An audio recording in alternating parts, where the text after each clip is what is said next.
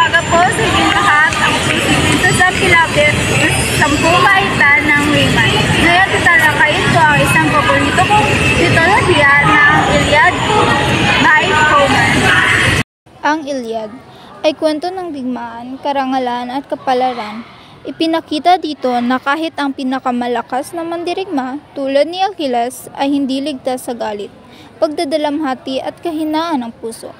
Natutunan ko na ang tunay na katapangan ay hindi lamang nasusukat sa tapang sa laban, kundi pati sa kakayahang magpakumbaba at magpatawad. Pinapaalala rin ng Iliad na sa gitna ng labanan at pagmamataas, may mga bagay na higit na mahalaga, gaya ng pagkakaibigan, pamilya at dangal. Sa huli, ang kwento ay nagsisilbing babala na ang labis na galit at pagmamataas ay nagdadala ng kapahamakan. Ito ang aral na dala ko mula sa Iliad. Maraming salamat po.